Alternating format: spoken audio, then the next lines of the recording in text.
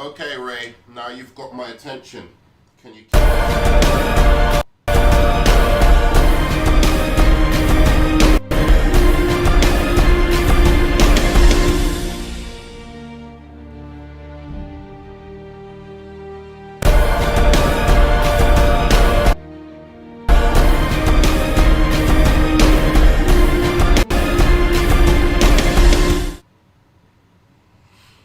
All right, and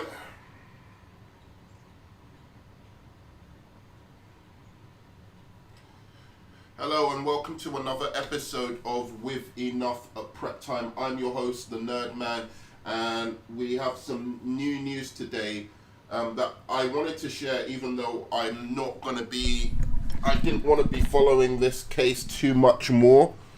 But this one I do want to share because I have a little bit of insight into this, so I thought it might be interesting to share with you guys. So just recently, a new member of the Justice League has come out to support Ray Fisher, and a lot of the naysayers of Ray Fisher's claims, including me, who I was a naysayer, I'm starting to put it this way. I'm never going to support the way Ray Fisher did this.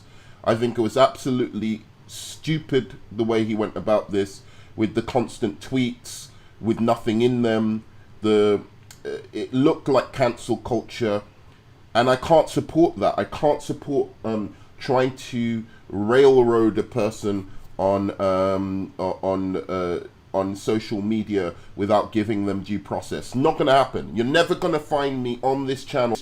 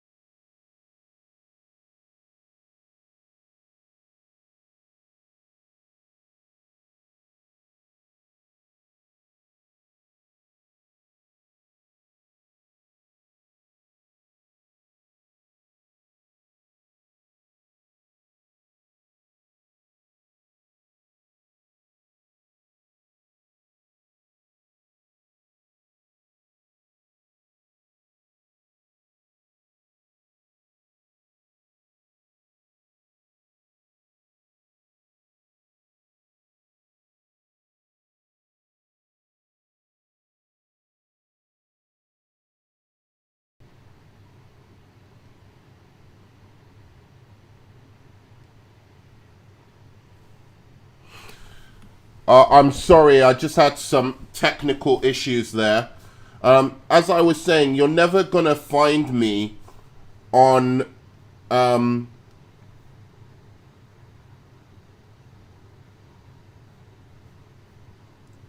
you're never gonna find me ever on YouTube or anywhere else defending what Ray Fisher did and how he's done this. But given the preponderance of support, which is not evidence, and it's still innocent until proven guilty, there are some things that I am starting to see, some patterns that I am starting to see that I'd like to kind of share with you guys. So let's go to the first article by Screen Rant. I want to use the Screen Rant article because I think it's useful in a sense.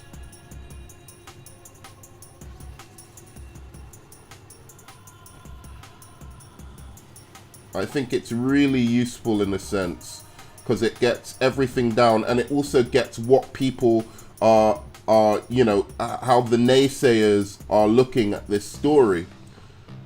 So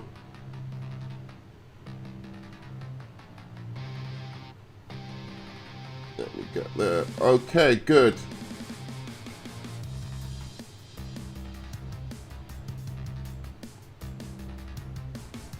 So here we go. So it says Justice League's Iris West actress supports Ray Fisher. Right? So I'm going to skip a bit to over the last few months, Cyborg and Ray Fisher stated that his experience with Justice League reshoots and those in charge of the film was quite toxic. He originally called out Joss Whedon's abusive behavior on set and called for Warner Brothers to investigate what really happened during the additional photography. Fisher has since said former DC Films head Jeff Johns threatened his career and that current DC Films head Walter Hamada tried to silence his claims. Warner Brothers went as far as to issue a statement that Fisher hasn't cooperated with their efforts, but he provided proof that this wasn't the case. More recently, Justice League and Aquaman star Jason Momoa became the first main cast member to publicly support Ray Fisher. Now that one other person involved with Justice League has supported Fisher's claims, Clemons has done the same. In a new post,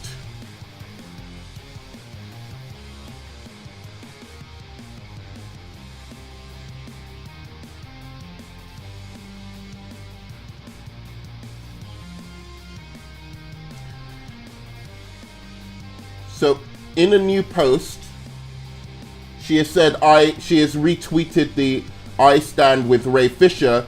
Fisher then shared his excitement for the support on Twitter by sharing a screenshot of Clemons' post where she says, I stand with Ray Fisher.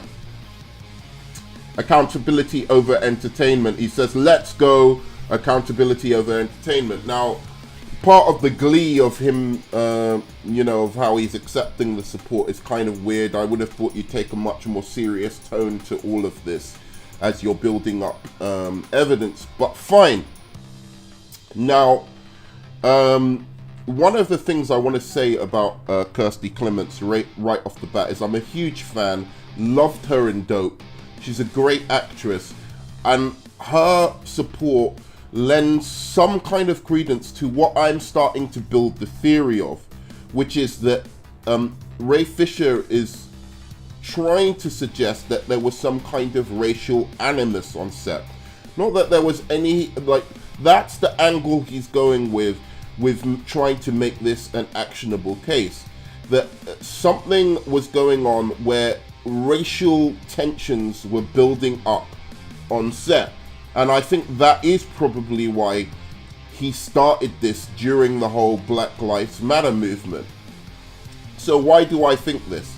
So first of all, I want to say that Kiersey Clemons clearly has a invested interest and really doesn't stand to lose anything by hashtagging I stand with Ray Fisher, and stands to gain everything. Because even if Ray Fisher goes down with the ship and the rats and everything, he sinks into the sea forever, a distant memory, in the once nuanced and fabled tales of the Snyder Cut. Kiersey Clemons, that's not likely to happen to by just saying I stand by Ray Fisher. But what it is likely to do is boost her chances, of being recast in the Flashpoint movie and continuing to be Iris West. Warner Brothers does not want that smoke. I bet you, within the next week, they're on the phone to her. If she was going to be recast, or Iris West was not going to be in the Flashpoint, which we didn't hear much of it. You bet your damn you bet your damn butt cheek she will now. And this was a very, very smart move by her to just support this, because no matter what it happens, Warner Brothers, if they let her go or she isn't in the Flashpoint now, people are really going to be pissed off. The Snyder cut fans are going to be going at them. Everyone loves Kiersey Clemons in the role. She looks wonderful. I'm just so glad that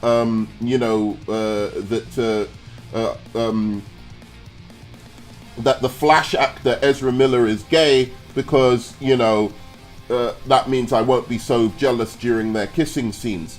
But she's a cutie, but she's not just a cutie, she's an incredible actress.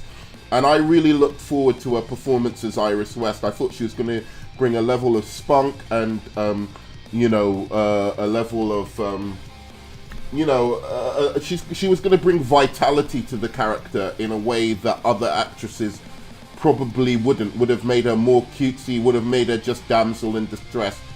She's got a real strength underlying her performances. So I think this was a smart move. If Kiersey Clemons doesn't know anything about this case, and doesn't know anything, no matter what, the way she's used this is brilliant, because in the end, she can't lose. Everyone's going to want her. People who don't like Ray Fisher are going to want her or don't believe Ray Fisher are still going to want her in the Flashpoint movie. People who do like her are going to want her in the Flashpoint movie. She cannot lose from this. So I think that, you know, hats off to her if that's the case. But my personal opinion is there is a very good chance that she does know something about the reshoots. So let me finish off what this article has to say. So Clemons' support of Ray Fisher is commendable, but it currently isn't clear how familiar she is with the Justice League reshoot situation. There were no signs of Iris West being part of the film's extensive reshoots, so Clemons shouldn't have dealt with Whedon at all. The lack of Iris in the theatrical cut should be a sign that she wasn't involved in the additional photography, as Warner Brothers and Whedon likely wouldn't bring her back for a small scene and then not use it. With that in mind, if Clemons did experience unprofessional behavior during her time with Justice League, it's more likely to have been from Jeff Johns or producer John Berg. Since Clemons hasn't provided any details about what she might have experienced, any insight she has to support Fisher's claims won't be revealed until a later date, but her support comes just days after Momoa and puts even more people involved with the film to some degree publicly in Fisher's corner. Fisher has had multiple individuals prepared to speak to investigators about Justice League, so Clemons and Momoa may just be the first of many to come forward, and now with their support. So the interesting thing about this is, as they're saying, Kiersey Clemons was not, you know. Oh, by the way, give me a high five if you like the channel, if you support the channel, and do ensure that you know, you press that like button and subscribe for more content. But the interesting thing that happens here. Young man's own family and a social worker who knew him had.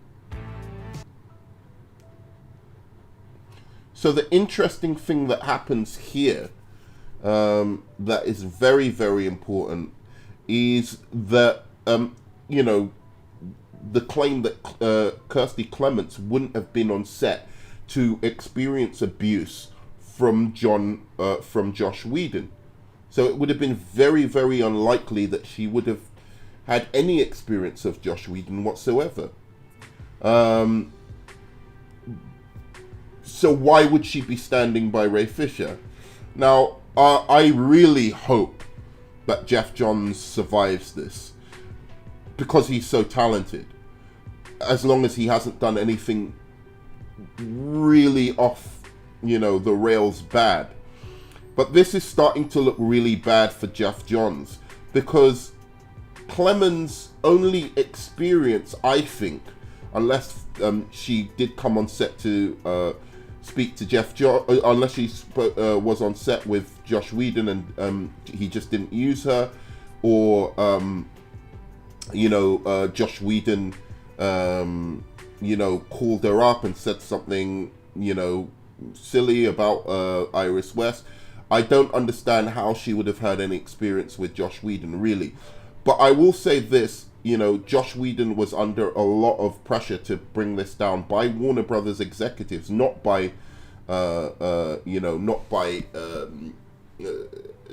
of his own volition, but to bring this film down to the 2 hour mark. So I can't see how he would have felt that he could have had time to put Kiersey Clemons in. Therefore, I don't know she had any experience of him. And I do think she has a very good vested interest in supporting Ray Fisher, therefore, because, you know, she's going to be in this Snyder Cut. And I think she's trying to build support, you know, well, I don't think this, I'm just saying this could be one of her angle on this, that she wants to build support for her, you know, her return as Iris West. And also, this is very important as well, that the people who have thus far supported Ray Fisher, you know, Aquaman aside, so Kiersey Clemons, she does have an invested interest. So, you know, one might say that, you know, again, it's not as credible, you know, as one of the other main Justice League members coming out. But what I will say to the main Justice League members now is, if there was abuse on set, Gal Gadot and you know, Henry Cavill, and all of you guys, if there was abuse and there was racial stuff going on, come out and support Ray Fisher, because this is, you know, this is a terrible thing to support. If that was what was going on behind the scenes and you saw stuff like that, Gal Gadot, you're Wonder Woman, for God's sake, on screen. You have to come out and support these guys if the unfair treatment was going on. Don't just think of your own careers. You know, if people like Jeff Johns and Josh Whedon are abusive behind, and John Berg are abusive and racially prejudiced behind the scenes, because that's the sense of what I'm getting from Ray Fisher now, and he's trying to build up a case to ensure that he's got enough to, you know, to support it.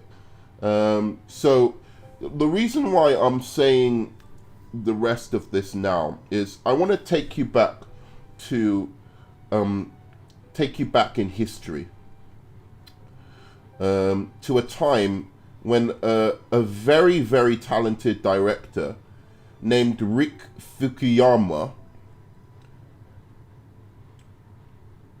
a very, very talented director named Rick Fukuyama, who just recently helmed episodes of The Mandalorian, which were really that were really actually critically well received. So this is a very, very fantastic, fresh director, obviously an ethnic minority director, who was in charge of doing the Flash movie. And I've got to tell you, at the time, Rick Fukuyama, if anyone's ever seen the movie Dope, please go and watch it if you haven't seen it. A wonderful movie, and it hit all the sensibilities of what I want to see in a DC movie and what I want to see in a Flash movie. It had a great sense of humor that was a little bit dark, a little bit cheeky, but he also had a very light, hopeful aesthetic that fit in with the fun of a character like the Flash. So I was really, his project was the one I was looking most forward to. I thought Patty Jenkins and Rick Fukuyama were going to be the two directors that really, really solved the issue of the DCEU and what tone it should be in. They were going to prove that you don't have to be Marvel to make great superhero movies.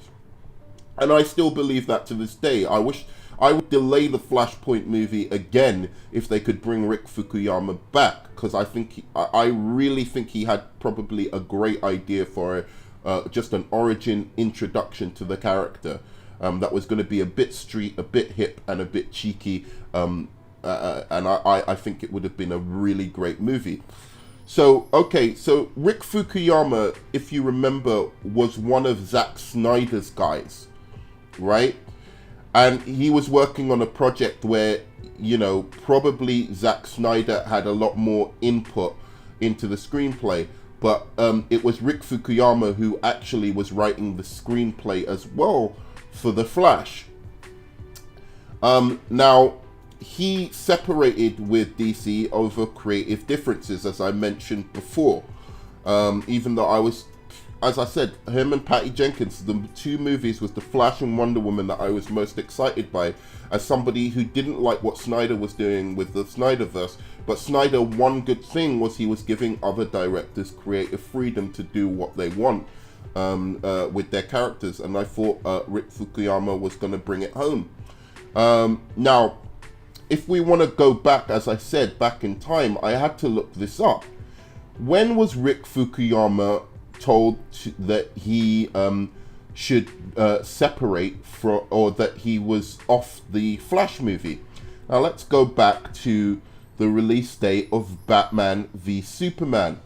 So we have a release date of March 2016. Bad reception of Batman v Superman. Probably Jeff Johns stewing over the fact of what Zack Snyder has done to Superman. Doesn't like it. Thinks it's a terrible version of the character. Probably doesn't like Batman killing either too much. Warner Brothers is getting very they're getting very uncomfortable with the critical reception of these movies, and they pivot from the vision that Zack Snyder wanted of the kind of creative freedom of the directors to what Jeff Johns and John Berg want to do. And what it seems to me is their easy answer, and it hurts me to say this because I love Jeff Johns so much, but their easy answer was to make everything more like Marvel. Now, where I would say that I disagree with that version of events, and I think Walter Hamada even wanted to do it more so, but where I'd say I disagree with that version of events is looking at Shazam. When I look at Shazam, I see a movie that is very distinctly DC. When I look at Aquaman, I see a movie that was very distinctly DC. And Jeff Johns had his fingerprints all over that. I don't like Aquaman very much, but I do very much like Shazam. But it seems that all the projects that Jeff Johns, where it was his characters, where he probably liked what was going on with the scripts, he greenlit. So he greenlit Aquaman, which was a mess of a movie. An absolute mess of a movie. Should have had another... I can bet any money that the script for The Flash was better than the script for Aquaman, because everything is better than the script for Aquaman. Aquaman needed another script rewrite. It needed another script rewrite badly. Shazam, excellent. Did an excellent job. But hey, you can't take away from it. Aquaman did $1 billion in the box office, so that's a win for Jeff Johns. Whichever way you look at critical reception of Shazam. Shazam's a really smart script. Everything, he was deeply involved in that. Shazam's a character that he loves very deeply, since he was the one who wrote both the Aquaman and Shazam New 52 reboots. So I'm sure he wanted the Shazam and Aquaman movies to get greenlit. It is very telling that he had only creative differences with Rick Fukuyama, who would have been the only person not basing his work on Jeff Johns' work, right? So he would have been coming up with an original concept, which was probably more in line with the tone of what Zack Snyder was doing. So anyway, piecing together this little investigation, so we have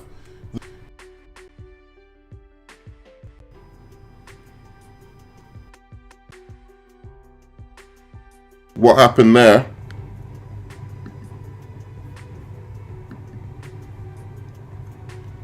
Can everyone still hear me?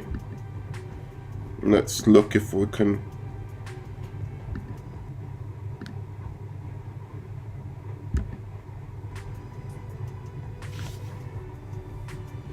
Oh, I'm having a little.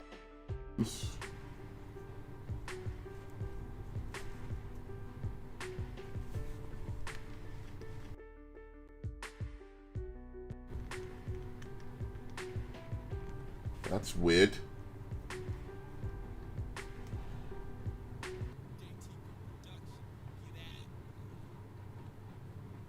Okay, I'm having a little bit of problems with my ear, so I'm just gonna hope that everything is going fine. But let's just go back to the dates. So we have a date on the completion of the release date was March 19th, 2016.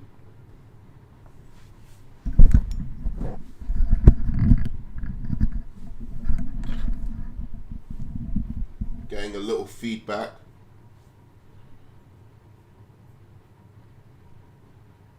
Yeah, so let me just check something very quickly before I continue this stream.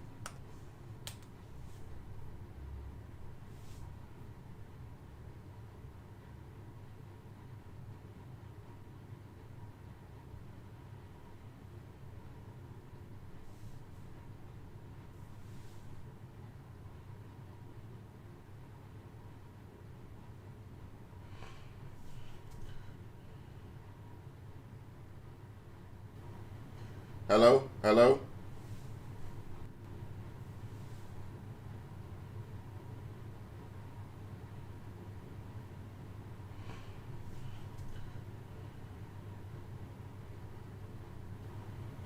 Hello? Hello? Okay. All right. So it's kind of okay.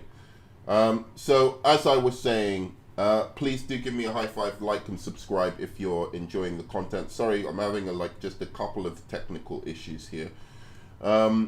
So the release date of Batman v Superman is March 19th, 2016 to 25th, 2016. Has a horrible critical reception. Probably Jeff Johns, as I said, wasn't happy, and he wanted to use this to take out Snyder. Okay, so he wanted to remove everything Snyder probably from production.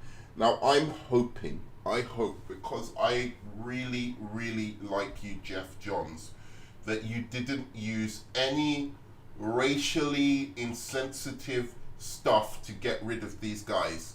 I'm begging, hoping that you didn't, because Kiersey Clemons coming out with Ray Fisher, and the fact that a lot of, when you look at Joss Whedon, a lot of the characters that were taken off of the Justice League, that were cut from the Justice League, were the people of color, in the movie, were cut out. However, one could argue that really they just kept the main stars in that 2-hour movie, so that isn't that telling. The main stars being, the main Justice League and, some other guys. But, for instance, Flash's dad was in there,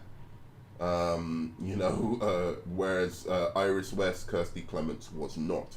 And there was another Asian actor as well who was taken off. So I'm really hoping that Jeff Johns didn't do that, and that this is more of a misunderstanding that has some more weight to it now that, Kiersey Clemons is coming out. But I wanted to read this. At what point did Mr. Famuyiwa leave the Flash project? Because he was the director who was the person who cast Kiersey Clemons, and they were going to start production of The Flash that March. So The Flash, Warner Brothers' big screen take on the Spitzer superhero, has lost its director. Rick Fukuyama, who made waves with his coming-of-age Sundance sensation Dope, has parted ways with the studio over creative differences, the Hollywood Reporters learned. And I'm telling you, the Dope, if you could... Oh man, I just wish he was in this, because he was perfect for if you watch Dope, for the tone for a Flash movie is perfect, not too Marvel as well. And I wanted to mention one thing about the Marvelization of DC after Snyder started leaving. Now, as I said, I think you can defend Jeff Johns in terms of Aquaman and Shazam. They weren't too much like Marvel, but they were very, very much light-hearted. But what you can say is that he started looking and eyeing up people like Joss Whedon, who had previously been in Marvel, to come in and do DC movies. Just like Walter Hamada, instead of having some kind of imagination on the Suicide Squad of who can continue and make the Suicide Squad a movie that all of us will enjoy rather than just Marvel fans.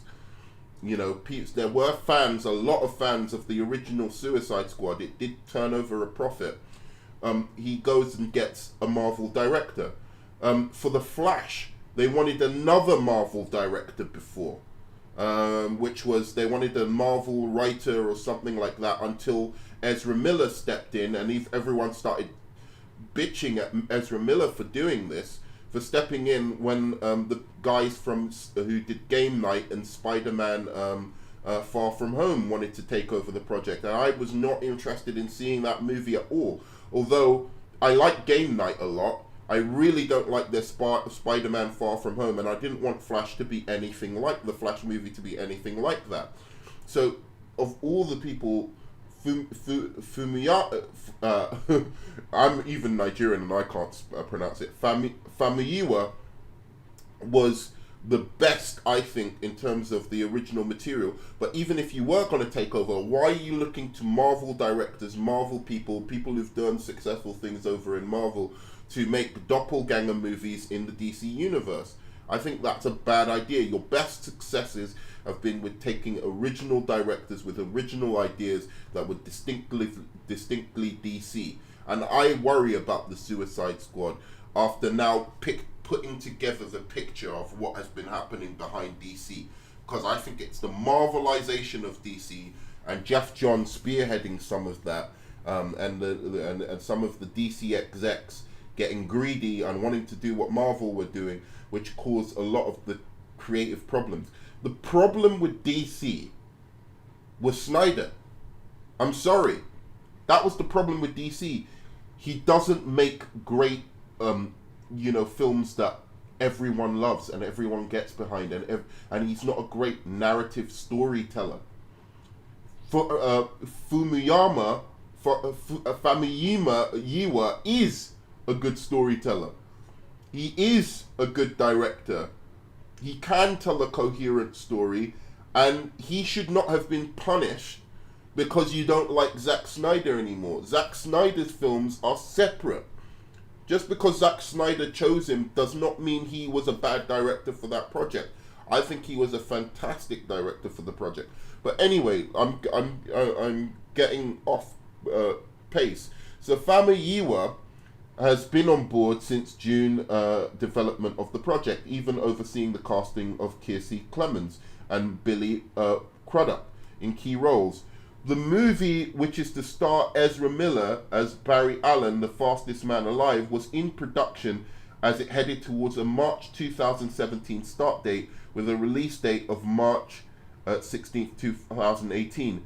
The departure of Famuyiwa will likely mean the delay of the movie starts of production and release date, as Miller has a commitment in July. So let's see, just to make sure of the date here. So the date here is October 31st. This was after the backlash to the Batman v Superman. This was after Jeff Johns took over as head creative officer with John Berg, that they were the ones who got rid of Famuyiwa. And here's how we know this is certainly a fact, that it was not Zack Snyder who had creative differences with Famuyiwa, it was Jeff Johns and John Berg. So when I was approached by Warner Brothers and DC about the possibility of directing The Flash, I was excited about the opportunity to enter this amazing world of characters that I loved growing up, and still do to this day, Famuyiwa said Monday in a statement to THR. He added, "I was also excited to work with Ezra Miller, who is a phenomenal young actor. I pitched a version of the film in line with my voice, humor, and heart, so it was going to have some humor and heart to it, which is what Dope has. While it's disappointing that we couldn't come together creatively on the project, I remain grateful for the opportunity. I will continue to look for opportunities to tell stories that speak to fresh, generational, topical, and multicultural point of view." Look at that, fresh, generational, topical, and multicultural point of view. So this was going to be something a really, really fresh take on the character. I think it would have been like a street, like started off as a street level Flash, who's really in a community, like a multicultural, vibrant community, and he would have made Central City its own character like that, because Central City in the Flash mythos has always been a fun, uplifting, bizarre, bonkers city, which is exactly like the happenings of what was going on in Dope. And I could have seen Ezra Miller playing that more man of the people kind of Flash, the man of the people superhero. I wish he had the opportunity to do this. I think he would. I think we would have got some really interesting casting for his supporting cast. So he says, I wish Warner Brothers, and here's the kicker, I wish Warner Brothers, DC, John Berg, Jeff Johns, and Ezra Miller all the best as they continue their journey into the Speed Force. So I wish DC, John Berg, not Diane Lane, not Zack Snyder, not a number of other people, but John Berg, Jeff Johns, and Ezra Miller. So that means, by him pointing out John Berg and Jeff Johns, they are the ones he had creative differences with. And they were probably salty because they were mad at, at Zack Snyder and just wanted to collapse anything that was to do with Zack Snyder. And Famuyiwa became just a fodder in the, as well as Kiersey Clemons became, fodder in Jeff Johns' search to wipe out the Snyderverse as quickly as possible before it even happens, mainly because of probably what he did with Superman. And probably I can't see, if he was looking at it objectively, Famuyiwa is a very, very different kind of director from Zack Snyder. I think his vision would have been fresh, and I think people would have liked it. And to have a black director, for you to take out your only black director, you should have tried to hold on to him. And I think that was a big loss. And I think Kiersey Clemons will be a big loss as well. But having said that, we're going back to Kiersey Clemons now, and her support for Ray Fisher. So in the context of this, and probably Kiersey Clemons' relationship with Famuyiwa, you can possibly see that she probably would have had some, she would have had a lot of, knowledge, not only of what was happening on the set of Justice League with Joss Whedon, but she would have had a lot of knowledge of how Famuyiwa was taken off of the project that she was supposed to be on. And she probably got the phone call from Warner Brothers. I doubt she got it from Jeff Johns, saying Jeff Johns and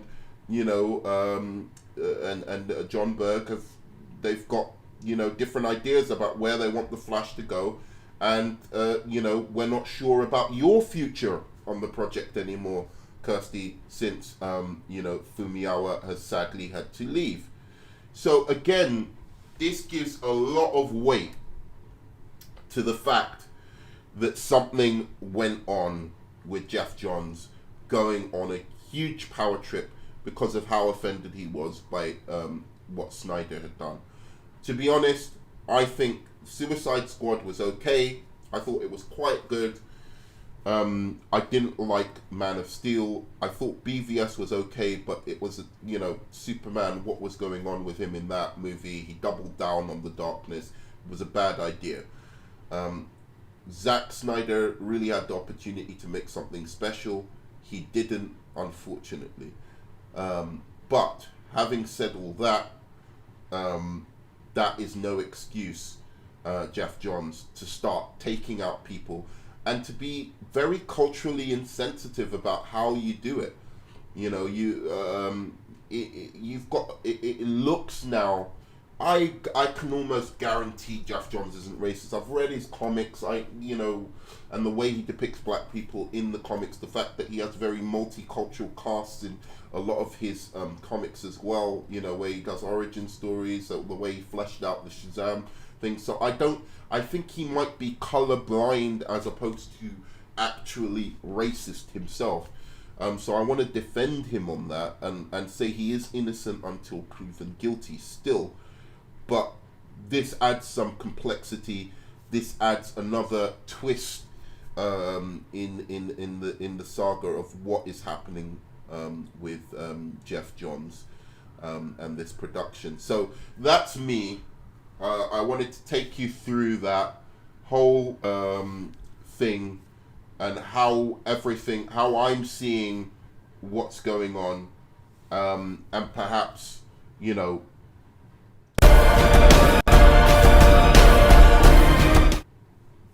just to perhaps go through like a narrative of what may have been going on set and what may have been the problem. But I think there's something in there now with her experience, I wouldn't be surprised if Famuyiwa maybe tweets out something in support next of Ray Fisher.